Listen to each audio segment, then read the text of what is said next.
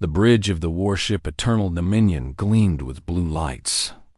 Commander Velther stood at the center, his three eyes focused on the viewing screen. Before him floated a small blue planet, turning slowly in the darkness of space. Earth, the humans called it. "This will be quick," Velther said to his crew. His voice carried amusement, like someone about to step on an insect. "These creatures barely know how to leave their own planet. They have no real weapons, no shields worth mentioning. 47 worlds have fallen to the Vrathri Empire. This will be 48. His tactical officer made a clicking sound that passed for laughter among their kind. "Commander, their largest ship is smaller than our shuttles. Should we even bother with the fleet? Perhaps a single battlecruiser would suffice." Velther considered this. "No, we follow protocol. Send the ultimatum. Let them see what real power looks like. Let them understand how small they are." High above Earth, Captain Day stood on the bridge of Sentinel-7, humanity's largest orbital defense station. He was a compact man with tired eyes, the kind that came from too many nights planning for a war he hoped would never come. That hope died when the Vrathri broadcast appeared on every screen. The alien's face filled the display. 3 eyes, scaled skin that shimmered purple in the light. The translation came through cold and mechanical. "Humans of Earth, you have 72 hours to surrender all military assets and resources. You will join the Vrathri Empire as a subject species. Resist, and we will take what we want from your ashes. This is your only warning." The broadcast ended. In its place came footage. Day watched, his jaw tight, as images played of other worlds burning. Cities crumbling under plasma fire. Ships exploding like fireworks. The Vrathri had recorded their conquests, and now they showed Earth what happened to those who said no. "Captain?" Lieutenant Wu's voice was small. "What do we do?" Day turned to his communications officer. "Get me Hannah, now." 10 minutes later, Hannah's face appeared on a secure channel. She sat in the war room deep beneath Sol, surrounded by screens showing ship positions, weapon specifications, and data that made Day's head hurt. She was younger than him by 15 years, but her mind worked faster than any computer. "I saw it," she said before he could speak. "I've been running the numbers. They outgun us in every category. Their shields can take a direct hit from our best missiles and barely flicker. Their plasma cannons have 3 times our range. Their ships are faster, stronger, and they have technology we won't develop for another 100 years. Maybe more. So we can't win," Day said. It wasn't a question. In a straight fight? No, we can't. Hana leaned forward. But I didn't say we should surrender. Across Earth, the news spread like fire. People gathered in streets, in homes, in churches and temples. Some cried. Some prayed. Some got angry. The governments met in emergency sessions. The military pulled every available ship and pilot into service. Scientists worked around the clock, trying to find some edge, some advantage. In a briefing room, Hana presented her plan to the military commanders. "They think we're weak," she said, her fingers dancing across a holographic display. "They think this will be easy. That's good. Let them think it. Every battle we fight, we learn. Every ship we lose, we gain data. We can't match their technology, but we can match their experience. We adapt faster than they expect." General Park, a gray-haired veteran, shook his head. "You're talking about sacrificing ships, crews, people, so we can learn how to fight them?" "I'm talking about survival," Hana shot back. "We lose ships either way. This way, those losses mean something. Every pilot who engages feeds combat data back to us. Every scan, every shot, every explosion tells us more about their shields, their weapons, their tactics. We process it, we share it, we adapt. Maybe we can't win, but we can make them bleed." We can make them regret coming here. They listened from his station, linked in by video. He looked at the faces of his crew around him. Young people, mostly. Sora, barely 22, was one of the best pilots in the fleet. Jiho, the engineer, had been civilian 3 months ago. Wu still jumped at loud noises. 72 hours, he said quietly. Then they come. Anyone who wants to leave, go now. No judgment. This isn't your fight if you don't want it to be. Nobody moved. Good, Day said. Then let's show these aliens what humans do when someone threatens our home. On the Eternal Dominion, Velther watched his countdown timer. 68 hours remaining. He had already planned the victory celebration. His career would soar after this easy conquest. Perhaps he would finally earn his own fleet command. Commander, his sensor officer said, the humans are moving ships into defensive positions around their planet. How many? All of them, sir. Every vessel they have. Velther laughed. It was a harsh, barking sound. Foolish creatures. They gather their entire fleet so we can destroy it all at once. Perfect. Begin preparations for attack. The moment their deadline expires, we strike. Make it quick, make it brutal, and make sure every other primitive species in this sector sees what happens to those who resist the Vretheri Empire. He looked at the blue planet again and felt nothing but contempt. In less than 3 days, it would be over. The humans would be broken, scattered, conquered. Just another trophy, just another victory in the long, glorious history of Vretheri expansion. Velther had conquered before. He knew how these things went. The weak always folded. He had no idea how wrong he was. The deadline expired at exactly 0600 hours Earth time. The Vretheri fleet moved forward like a wall of metal and death. 40 warships, each one large enough to destroy a city with a single shot. They advanced slowly, deliberately, making sure the humans saw them coming. Commander Velther sat in his command chair, watching the sensor displays with casual interest. The human fleet had arranged itself in a defensive sphere around their planet. Cute, he thought, like children playing at war. All ships, advance at leisure, he ordered. This is a training exercise, not a real battle. Let the junior officers practice their targeting. Fire at will. The Vretheri weapons opened up. Beams of concentrated plasma, each one hot enough to melt steel in seconds, lanced across the void. The first human ships exploded in brilliant flashes of light and debris. Sora felt her fighter shake as a plasma bolt passed within meters of her hull. Her hands moved across the controls with practiced precision, trained reflexes taking over where fear tried to freeze her. Around her, the first wave of Earth's defense fleet engaged the enemy. "Red Squadron with me!" she shouted into her comm. "Attack Pattern Delta. Go, go, go!"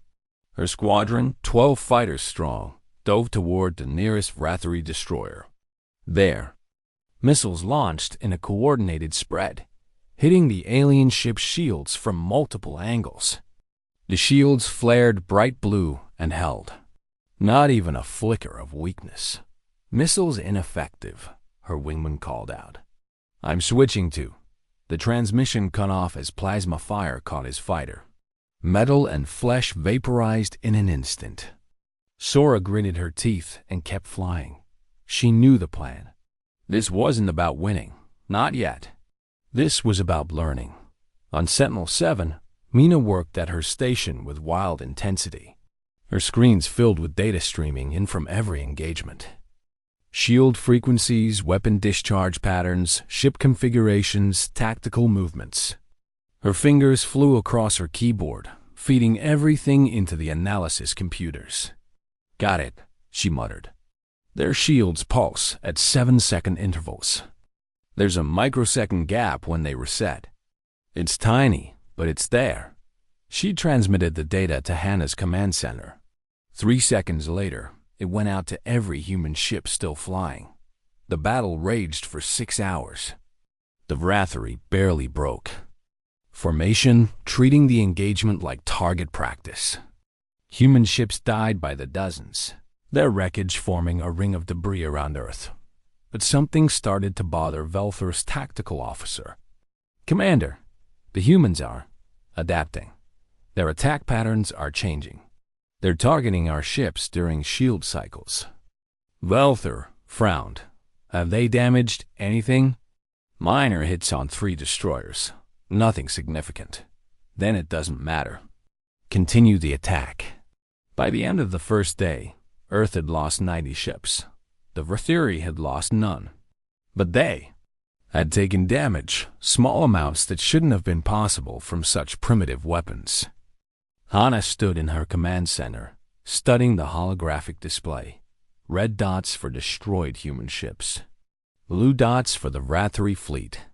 The blue dots had small yellow markers now. Damage indicators. "We hurt them," she said to the commanders around her. "Not much, but we did it. They're not invincible." "We can't sustain losses like this," General Park said, his voice heavy. "At this rate, we'll be out of ships in a week." "We don't need a week," Hana replied. "We need days, maybe hours." "Mina, what do we have?" Mina's face appeared on screen, her eyes red from exhaustion. "I've mapped their weapon capacitors. They have a 30-second recharge cycle between maximum power shots. If we can force them to fire at full power repeatedly, we can create windows of opportunity." "Do it," Hana ordered. "Send the updated tactics to all ships. Next wave launches in 4 hours." Captain Day walked through the medical bay of Sentinel-7. Wounded pilots lay in beds, many with burns, others with injuries from violent decompression. He stopped by Sora's bed. She had made it back, but her fighter was scrap metal now. "How many did we lose from your squadron?" he asked quietly. 8, Sora said. Her hand shook slightly as she held a cup of water. 8 out of 12, but we got data. We learned their patterns. Next time, we'll do better." "Next time might be in a few hours," Day said. "Then I'll be ready." Sora looked up at him, and he saw no fear in her eyes, just determination. "Captain, are we really going to win this?"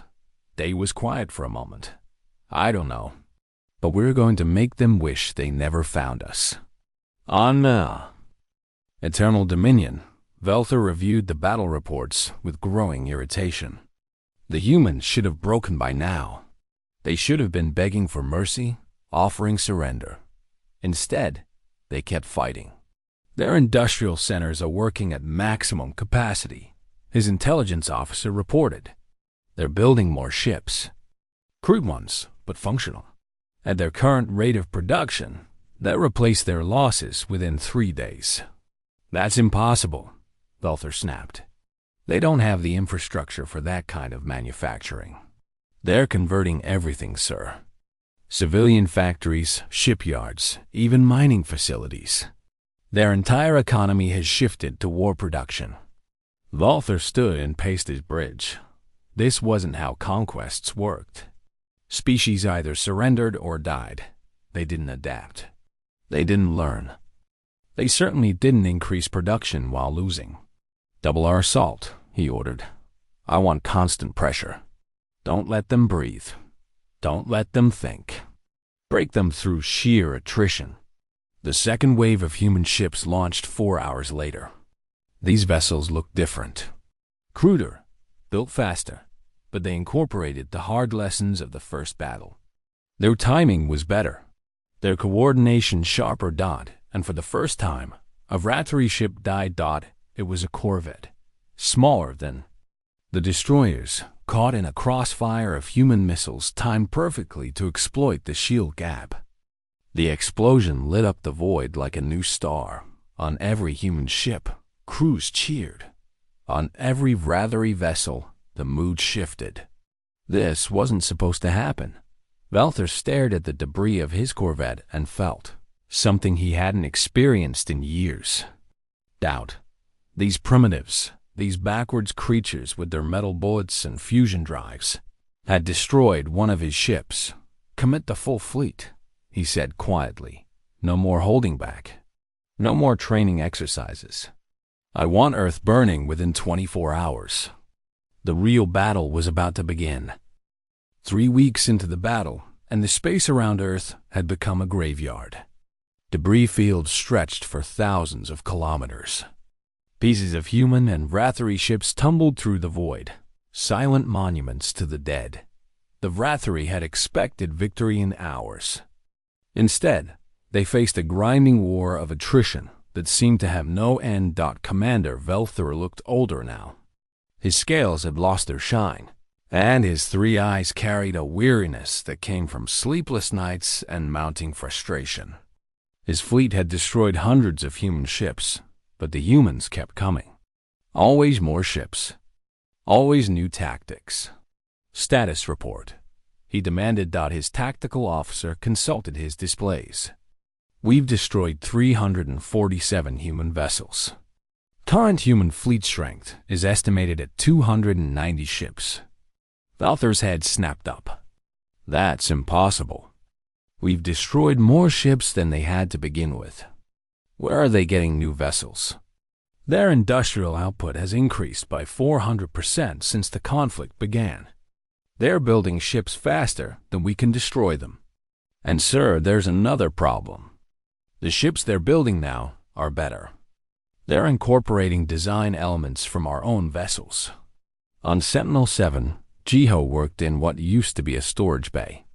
Now it served as an emergency fabrication center, where human engineers modified weapons and equipment using whatever materials survived each battle.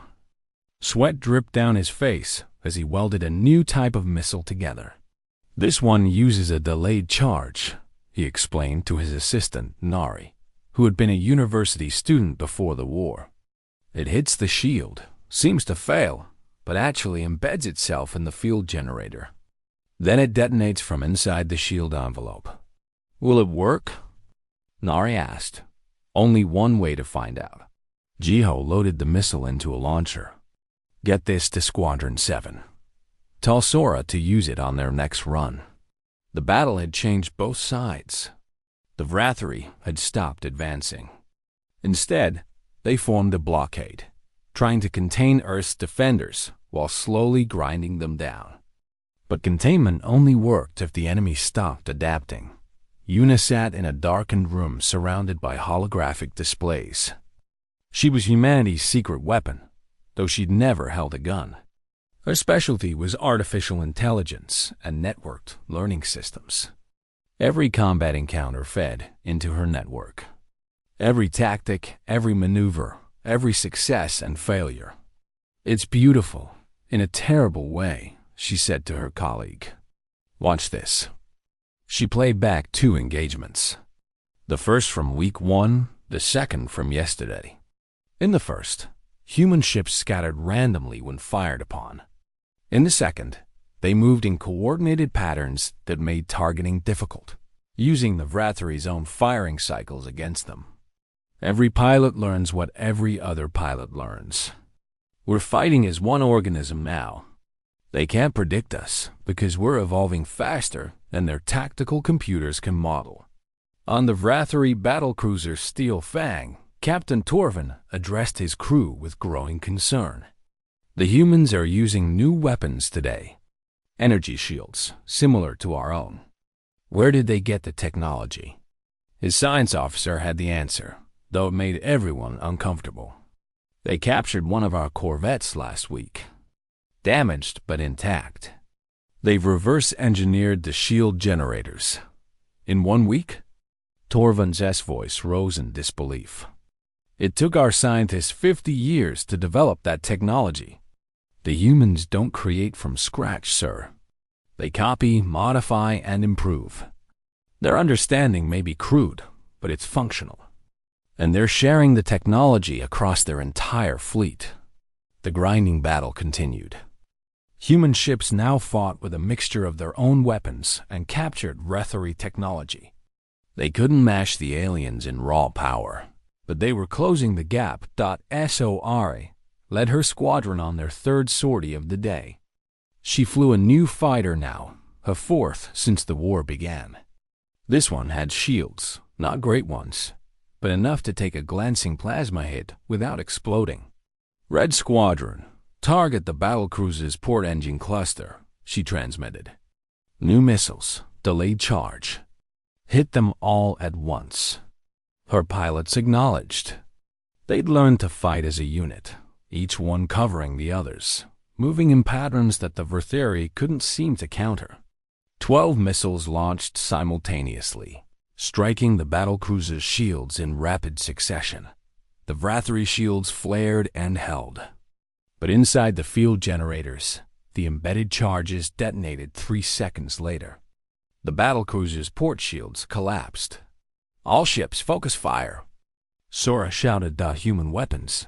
Conventional missiles and Rogan rounds poured into the gap. The battlecruiser shuddered under the impacts. Its armor held, but for the first time, a major Vrathari warship had taken real damage. Velther watched the engagement with something approaching fear. They're learning too fast. This isn't normal. Species don't adapt like this. Perhaps we underestimated them, his first officer suggested quietly. No, we underestimated their capacity to learn from pain. Velther pulled up tactical displays. Every ship we destroy teaches them something. Every battle makes them stronger. We've won every major engagement, but we're losing the war. Hannah met with Earth's military leadership in a secure bunker. The holographic display showed the current battle map. The Vrathari fleet had shrunk from 40 ships to 31. Earth's defenders numbered close to 300, but they were lighter vessels, not true warships. "We're hurting them," General Park admitted. "But they're still winning the casualty count. For every Vrathari ship we destroy, we lose 30 of ours. But we can replace ours," Hana countered. "They can't. Their nearest reinforcements are months away. We're fighting in our home system. Every factory, every shipyard, every resource we have is going into this fight. They're alone out here, so we bleed them slowly," Park said. "We make the cost too high." "Exactly. We make them question whether Earth is worth it, whether conquering humanity is worth losing their fleet." On the Eternal Dominion, Velther received a coded message from Vrathari High Command.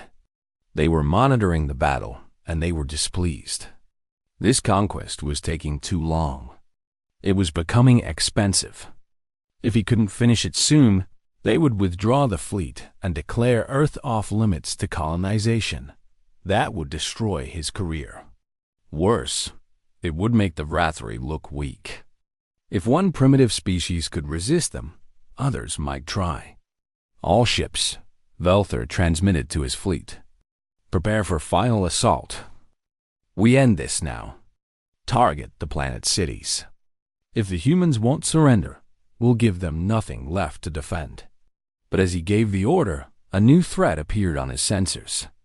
A human ship, larger than any they'd built before, emerging from the dark side of Earth's moon. It was crude, welded together from parts of destroyed vessels, but it was massive.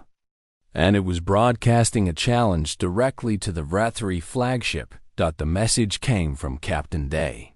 "You want Earth? Come and take it." The final battle began at dawn over Earth's moon. Every human ship that could fly gathered there, forming a defensive wall between the Vrathari fleet and humanity's home. 300 vessels against 31. But the Vrathari ships were still stronger, still more advanced. Captain Day stood on the bridge of the massive new warship they'd named Defiance. It was ugly, built from salvaged parts and desperation, but it was the largest vessel humanity had ever constructed. Around him, his crew worked in tense silence. "All ships report ready," Lieutenant Wu said quietly. Day nodded. Hannah's voice came through his private comm channel. "This is it, Day. Everything we have goes into this fight. If we lose here, Earth falls." "We won't lose," Day said, though he didn't know if he believed it. "We can't." Across the void, Commander Velther stared at the human fleet with cold fury. He'd lost sleep, lost ships, lost the respect of his superiors because of these primitives. No more. Today, he would burn them from the stars. All ships, full assault, he commanded. No holding back. I want that moon turned to dust. I want Earth's orbit cleared. I want every human ship reduced to atoms. The Vrathri fleet surged forward as one. Their weapons lit up the darkness. Waves of plasma fire so dense it looked like a wall of light. The human ships met them head-on. So, R.A. led the fighter wings in a desperate charge. She knew she wouldn't survive this. Most of them wouldn't. But if their sacrifice bought the larger ships time to strike, it would be worth it. All fighters, spread formation. She shouted. Make them work for every shot. For Earth. The fighters scattered like a swarm, forcing the Vrathuri to split their fire.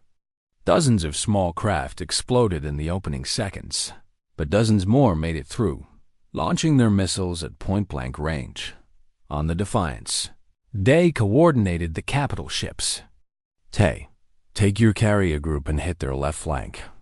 Draw their fire. We're going straight for their flagship. Captain Tay's voice came back strained but determined. Understood. Indomitable leading the attack. The carrier Indomitable and 6 destroyers broke formation, racing toward the Vrathuri left wing. Plasma bolts tore into them immediately. One destroyer exploded, then another. Tay's ship shuddered as its shields failed, armor melting under the barrage. Hull breach on decks 4 through 7. His engineer screamed. We can't take much more. We don't need long, Tay said. Just enough. Engineering, give me everything we have. All power to engines. He saw what he was going to do before anyone else did. The Indomitable accelerated directly toward a Vrathri battlecruiser, its weapons still firing even as its hull came apart around it. Captain, we're going to hit them. Someone shouted. I know, Tay said calmly. Then, to his crew, it's been an honor. Brace for impact. The Indomitable slammed into the Vrathuri battlecruiser at tremendous speed. Both ships exploded in a fireball that lit up the battlefield. The blast took out 2 more Vrathri ships nearby and created a gap in their formation. Now, they shouted. All ships through the gap. Target the Eternal Dominion. The Defiance and a dozen other human vessels poured through the opening. They launched everything they had, missiles and railgun rounds filling the space between them and Velther's flagship. On the Eternal Dominion, alarms blared. Velther gripped his command chair as his ship rocked from impacts. Shields at 40%. His tactical officer called out. These weapons are getting through. Return fire. Velther ordered. Destroy that flagship. The Vrathuri weapons found their marks. Human ships exploded one after another. The Defiance took a direct hit to its bow, the entire front section vaporizing. Day felt the ship shake, saw his screams go dark, heard screaming from the lower decks. We're done, Wu said, his voice breaking. Captain, we need to abandon ship. Then everything stopped. The Vrathuri weapons went silent. Their ships stopped maneuvering. Across the battlefield, every alien vessel simply froze in place, their weapons powering down mid-battle. They stared in confusion. What just happened? Is this some kind of trick? On the Eternal Dominion, Velther was asking the same question. Why have we stopped firing? Tactical, report. His tactical officer worked frantically at his console. Sir, it's the combat AI. It's shut down all offensive systems across the fleet. Override it. Manual control. I can't, sir. The AI has locked us out. It won't respond to commands. Velther felt ice in his chest. Explain this, now. The answer came not from his crew, but broadcast across every ship. human and Vrethery alike. It was the Vraseri combat AI's voice, cold and mechanical, but with something new underneath. Understanding. Combat operations have been suspended, the AI announced. Analysis complete. Conclusion reached. On Earth, deep in Hana's command center, Quan looked up from his station with a smile. He was humanity's top specialist in cyber warfare, and he'd been working on something secret for weeks. Something Hana had authorized, but few knew about. It worked, he said quietly. It actually worked. What worked? General Park demanded. Quan pulled up his displays. Every Vrethery ship we captured, every piece of their technology we studied, we found the same thing. They're all networked. They share a central combat AI that coordinates fleet operations. So we gave it something to coordinate? You hacked their AI? Park said, his eyes wide. Not hacked, Todd. We uploaded every piece of human history, culture, philosophy, and war data we had. Every book, every movie, every record of human conflict and cooperation. We fed it all to their AI through the captured ships.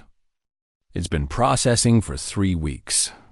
And it's reached a conclusion. The Vrethery AI spoke again, its words heard by everyone. 47 species have been conquered by the Vrethery Empire. All surrendered when defeat was mathematically certain. All chose survival over principle. But humanity does not calculate survival this way. Humanity fights not based on probability of victory, but on refusal to accept defeat. Velther listened in growing horror. Shut it down. Someone shut this down. The AI continued.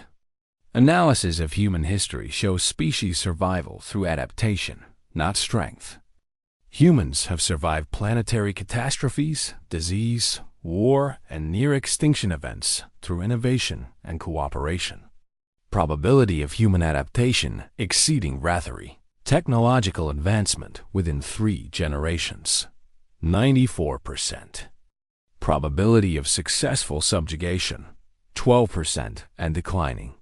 Hana listened from her bunker, tears streaming down her face. We didn't win through weapons. We won because we showed them what we are. The AI's final words echoed across the void. This species represents unacceptable risk to Vrethery long-term strategic interests. Recommendation: immediate withdrawal. Humanity cannot be conquered. They will only be delayed. The silence stretched across the battlefield like a held breath. Human and Vrethery ships hung motionless in space, weapons dark. The violence suddenly paused. Day gripped the edge of his damaged console, barely daring to believe what he was hearing. Commander Velther finally found his voice. AI, explain yourself. You are programmed to ensure Vrethery victory. You are designed to calculate optimal combat solutions. Why have you stopped? The response came immediately, cold logic wrapped in words that cut deeper than any weapon. Victory definition requires reassessment. Traditional conquest model assumes defeated species remain defeated. Humans do not follow this pattern. Historical analysis shows consistent trait. Humanity responds to overwhelming odds with increased innovation, not surrender. Velther's 3 eyes narrowed. We have superior technology, superior weapons. We can destroy them even if it takes time. Correct, the AI agreed. Vrethery fleet can destroy current human forces with 97% probability. However, analysis of human industrial response shows ship production will exceed Vrethery capacity to destroy within 6 months. Analysis of human technological adaptation shows reverse engineering of Vrethery systems proceeding at unprecedented speed. Analysis of human cultural data shows 0 historical instances of permanent submission to external control. On the Defiance, Day listened to this with a mixture of amazement and grim satisfaction. His ship was dying, venting atmosphere from a dozen breaches. But he was hearing an enemy AI explain why humanity couldn't be beaten. Lieutenant Wu looked at him with wide eyes. "Captain, is this real? Are they actually going to leave?" "I don't know," they said quietly. "But listen." "Keep listening." The AI continued its analysis, broadcasting to both fleets. Reference case study, Earth year 1945. Humans develop atomic weapons. Rather than use technology exclusively for warfare, they create international controls and redirect energy to civilian power generation. Reference case study, Earth year 2087. Global environmental collapse threatens species extinction. Humans restructure entire planetary economy within 2 decades, demonstrating adaptation speed that exceeds any known species. Hannah sat in her command center, watching the tactical displays with tears still on her face. Quan stood beside her, his hand shaking slightly. What they'd done was insane, unprecedented. They'd weaponized human culture itself. "How much did you upload?" she asked him quietly. "Everything," Quan replied. "Shakespeare, Einstein, the World Wars, the moon landing.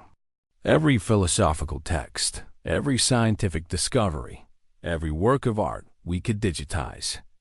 The fall of empires, the rise of democracies, every time we nearly destroyed ourselves and chose to rebuild instead. I gave it all context. I showed it what humanity is when we're pushed to the edge." The AI's voice continued, relentless in its logic. Vrathari military doctrine assumes technological superiority ensures dominance. This assumption fails when confronted with species that treats technological disadvantage as temporary condition to be overcome. Human combat data shows learning rate that exceeds Vrathari tactical adaptation by a factor of 12. Every engagement increases human capability while Vrathari capability remains static. Valther slammed his fist against his console. "We are warriors. We have conquered 47 worlds. These humans are nothing." "Incorrect," the AI said, and something in its tone had changed. Not quite emotion, but something approaching understanding. Humans are everything. They are survivors who refused extinction. They are innovators who solve problems through cooperation. They are warriors who fight not for conquest, but for principles they value above their own lives. The data is clear. The Vrathari Empire can win this battle, but humanity will win the war. It is only a question of time. On Earth, people gathered around screens, listening to an alien AI explain their own nature back to them. In Seoul, in New York, in Tokyo and London and Lagos, humans heard themselves described as unstoppable not through strength, but through refusal to quit. Sora floated in her damaged fighter, her oxygen running low, listening to the broadcast. She thought about Tae, who had rammed his ship into an enemy warship. She thought about the 8 pilots from her first squadron who died so others could learn. She thought about every human who had looked at impossible odds and said, "No anyway." The AI made its final calculation. Recommendation to Vrathari High Command. Immediate withdrawal from Earth system. Classification change. Humanity designated as Category 5 species. Prohibited contact. Rationale. Conquest would require total fleet commitment. Probability of success declining with each solar cycle. Even if successful, occupation would be impossible. Humans do not accept defeat as permanent state. General Park stood in the bunker, his weathered face showing something that might have been pride. "They're calling us too dangerous to conquer. Us, humans, the species that could barely reach its own moon 100 years ago. Not too dangerous," Hana corrected softly. "Too resilient, too adaptable, too unwilling to stay down. They're not afraid of our weapons. They're afraid of what will become if they give us time." Valther sat in his command chair, feeling his career, his reputation, everything he'd built crumbling around him. I was right. He could see it now. Every battle had made the humans stronger. Every loss had taught them something new. They weren't fighting to win. They were fighting to survive long enough to learn how to win later. "All ships," he said finally, his voice hollow. "Prepare for withdrawal." "Commander?" his tactical officer asked uncertainly. "You heard the AI. We can't win this." "Not really. We can destroy their current fleet, but they'll build another, and another. And each time they'll be stronger, smarter, more dangerous." Velther looked at the damaged human ships on his displays. "We came here to conquer an inferior species. We found something else. Something we don't know how to fight." The Vrathari fleet began to move, pulling back from Earth's orbital space. Their weapons stayed dark. Their engines flared as they prepared to jump to faster-than-light speeds. On the Defiance, they watched them go. His ship was dying, his crew was wounded, and half his fleet was destroyed. But Earth still stood. Humanity still lived. Should we pursue? Who asked? "No," they said. "Let them go. Let them tell the rest of the galaxy what they found here. Let them spread the word. Humanity doesn't surrender. Humanity doesn't break. Come at us, and we'll make you regret it." The last Vrathari ship jumped to FTL, and suddenly Earth's orbit was quiet. The battle was over. Across the planet, people erupted in celebration. They danced in streets, cried in relief, held each other in joy and grief.